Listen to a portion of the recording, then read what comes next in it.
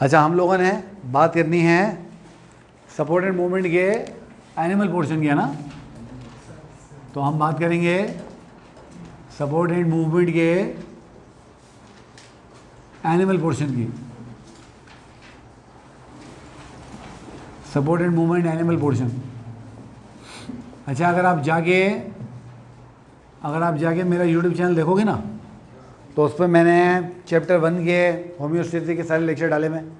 उसमें मैंने चैप्टर 3 जो कोऑर्डिनेशन कंट्रोल है वो पूरा डाला हुआ है। रिप्रोडक्शन में पूरा है तकरीबन, ग्रोथ एंड डेवलपमेंट पूरा वहाँ है, सेल साइकिल वहाँ है, क्रोमोसोम एंड डीएनए वहाँ है, एवोल्यूशन नहीं है उधर, वेरिएशन जीन उधर है, बायोटेक्नोलॉजी भी उधर है। तो वहाँ पर ये जो इकोलॉजी के 4 चैप्टर हैं आखिरी वाले वो नहीं है, और एक ये वाला चैप्टर नहीं है। तो ये मेरे वो यूट्यूब चैनल पर हर वक्त ना कमेंट आते रहते हैं कि ना इस चैप्टर को भी अपलोड करते हैं ताकि वो पूरी सीरीज मुकम्मल हो जाए। तो मैंने कहा मैं चूँकि आप लोगों को पढ़ाना है ये, तो मेरी ना डबल मेहनत नहीं होगी, मेरी मेहनत बच जाएगी और ये रिकॉर्ड भी हो जाएगा और हमारी पढ़ाई भी हो जाएगी, ठीक है। अब सपोर्ट एंड मूवमेंट का जब हम एनिमल पोर्शन देखते हैं तो आपने ध्यान में रखना है कि यहाँ पर भी हम बात करेंगे उसी चीज़ की कि all animals need support in order to overcome the effects of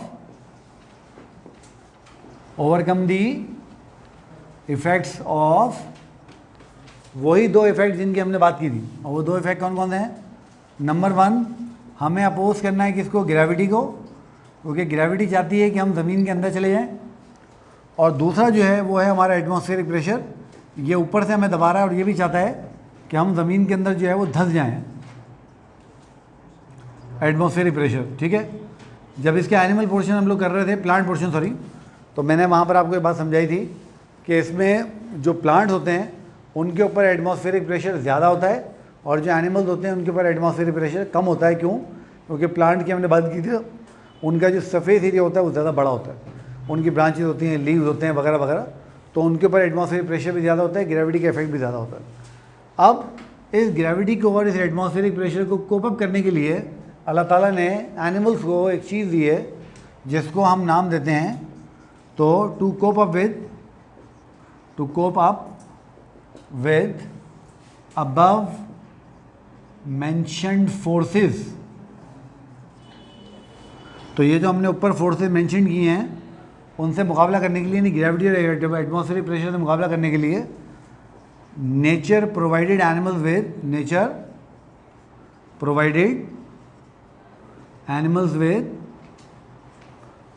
with skeleton। तो नेचर ने एनिमल्स को क्या प्रोवाइड किया बेटा? नेचर ने एनिमल्स को स्केलेटन प्रोवाइड किया, ठीक है। अब ज़रा हम समझते हैं स्केलेटन को कि स्केलेटन क्या होता है, स्केलेटन कैसे काम करता है और स्केलेटन में क्या चीज़ें होती हैं, ठीक है। तो थोड़ा सा हम स्केलेटन को जो है वो समझने की कोशिश करते हैं। देखो स्केलेटन, हाँ भाई, किसी को पता है स्केलेटन क्या होता है? एक एक करके ढांचा होता है, वो तो मुझे मालूम। स्केलेटन होता क्या है? बॉडी को शेप दे और सपोर्ट करे। हाँ, और कोई? हाँ जी, स्केलेटन क्या होता है? Skeleton is framework of our body. Skeleton is framework of our body, ये हमारी बॉडी का फ्रेमवर्क है। अब फ्रेमवर्क से क्या मुराद होती है? मैंने एक चीज़ मंगाई है, वो आ जाए तो हम उसको देख लेते हैं, तो आपको ये सारा अच्छे से समझ में आ जाएगा कि जब मैं कह रहा हूँ कि हमारी बॉडी का फ्रेमवर्क है तो उससे मुराद क्या है। हाँ, ये एक दे दो मुझे, एक दे दो, एक पकड़ो, ठीक है। अच्छा, ये देखें, ये सामने आपके सामने है, ये एक तस्वीर आपको नज़र आ रही है ना। मैं आपसे सीधा सवाल पूछता हूँ, इस तस्वीर की आपको शेप कैसी नज़र आ रही है? कैसी नज़र आ रही है? स्क्वायर शेप नज़र आ रही है। क्यों स्क्वायर क्यों नज़र आ रही है? इसकी शेप आपको स्क्वायरर इसलिए लग रही है क्योंकि इसका फ्रेम जो है वो स्क्वायर शेप फ्रेम है। अगर फ्रेम गोल होता तो तस्वीर आपको गोल लगती, अगर ये रेक्टेंगुलर फ्रेम होता तो तस्वीर आपको रेक्टेंगुलर लगती, ऐसे ही होता ना। तो जैसी फ्रेम होती है आपको तस्वीर वैसी नज़र आती है। दूसरा इसका फ़ायदा क्या है फ्रेम का?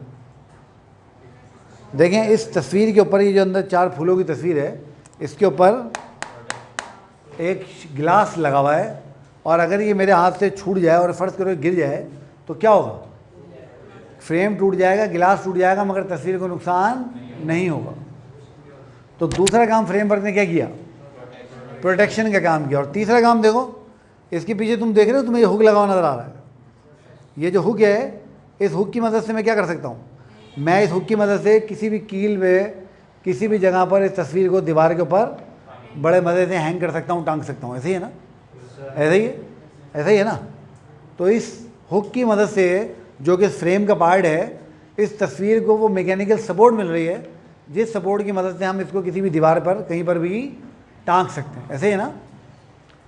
तो अब जब भी हम बात करेंगे ना स्केलेटन की, देखो हमने क्या लिखा है, स्केलेटन हमारी बॉडी का फ्रेमवर्क है, बिल्कुल वैसे जैसे इस तस्वीर का एक फ्रेमवर्क है ना। और ये फ्रेमवर्क करता क्या है? तो it's a frame of our body, जो क्या करता है, जो क्या करता है, which perform the following functions.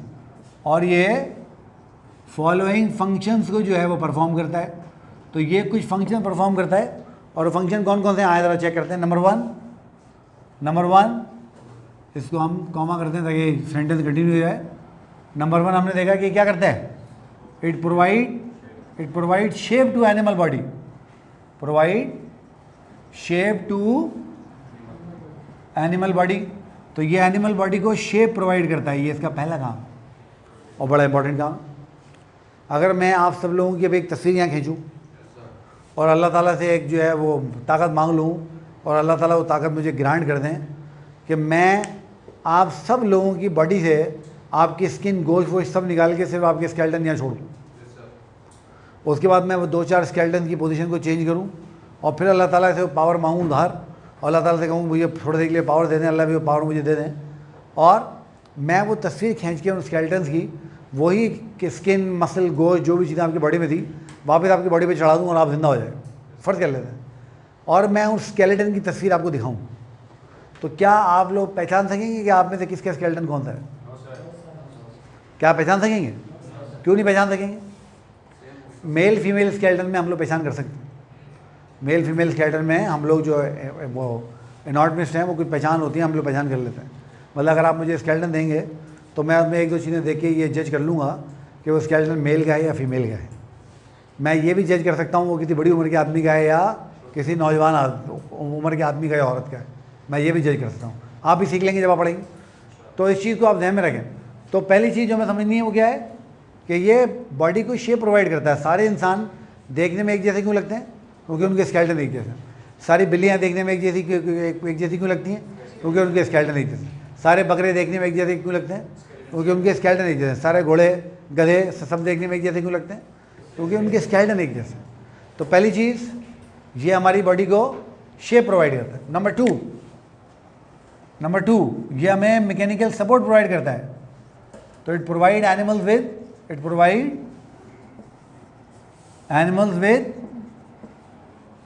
With mechanical strength. ये एनिमल्स को मैकेनिकल स्ट्रेंथ प्रोवाइड करता है। ठीक है? आप जो अभी कुर्सियों में यहाँ बैठे हुए हो, आप जब क्लास से बाहर निकलोगे तो खड़े होकर बाहर निकलोगे ना। तुम्हें पता है जब तुम खड़े होते हो, तुम अगेंस्ट द ग्रेविटी खड़े होते हो, और अगेंस्ट द ग्रेविटी काम करना मजा आएगा वही। उसके लिए आपको सपोर्ट की ज़रूरत है, उसके लिए आपको ताकत की ज़रूरत है। ताकत लगाने के लिए अल्लाह ताला ने हमें मसल दी हैं, सपोर्ट के लिए अल्लाह ताला ने हमें स्केलेटन दिया हुआ है।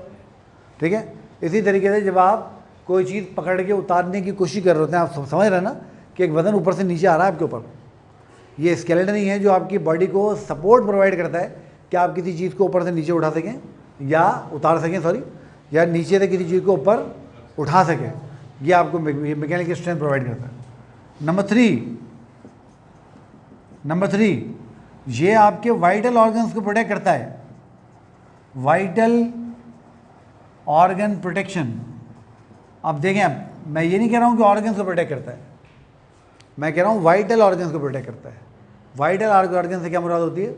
ऐसे ऑर्गन्स जिनके बगैर ज़िंदगी गुजारी ना जा सके, जिनके बगैर आप 1 मिनट के लिए भी ज़िंदगी ना गुजार सकें। मिसाल के तौर पे आपका दिल खुदा ना खास्ता बंद हो जाए। बहुत सारे लोग होते हैं, आप सुनते हैं कि किसी को कार्डियक अरेस्ट हो जाता है, उनको दिल बंद हो जाता है, तो अगर फ़ौरन उनको फर्स्ट एड ना दी जाए तो वो बेचारे क्या होते हैं, अल्लाह को प्यारे हो जाते हैं।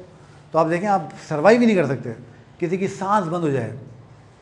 एक तो वो लोग होते हैं ना जो सांस बंद कर लेते हैं, प्रैक्टिस करते हैं और सांस रोकने की उनको मशक हो जाती है। तुम्हें पता है सांस रोकने का वर्ल्ड रिकॉर्ड कितना है? किसी को पता है दुनिया में जिस बंदे ने सबसे ज़्यादा देर सांस रोकी है, कितनी देर रोकी है? 5 मिनट। हाँ भाई 12 मिनट सांस रोक ली, शाबाश। जो वर्ल्ड रिकॉर्ड है कितना है? 4 मिनट्स, 7 मिनट्स। लगा रहे हो तुक्के लगाते हो या तुक्कों तुम्हारा ही आसरा है भाई। अब 24 मिनट 18 सेकंड का वर्ल्ड रिकॉर्ड है। यहीं पे दुनिया में रहा भाई और ज़िंदा है माशाल्लाह, अभी भी ज़िंदा है ज़मीन के ऊपर। 24 मिनट 18 सेकंड सांस रोकने का वर्ल्ड रिकॉर्ड है और पानी में तकरीबन 20 मिनट का वर्ल्ड रिकॉर्ड है, तकरीबन 20 मिनट का। ये जो डीप सी डाइविंग करते हैं, वो जिनको अपने स्कूबा डाइवर्स बोलते हैं, वो अपने साथ को वो थोड़ी लेके जाते हैं ऑक्सीजन के टैंक में, वो तो पानी में डाइव करते हैं और डाइव करके नीचे तक जाके जो चीज़ निकालनी होती है निकाल के वापस ले आते हैं। ठीक है, तो अगर किसी की सांस, ये तो वो बात हो गई ना जो लोग प्रैक्टिस कर रहे हैं। वैसे अगर किसी की सांस बंद हो जाए, आपको पता है इंस्टेंटेनियस डेथ हो जाती है, ऑन द स्पॉट डेथ हो जाती है।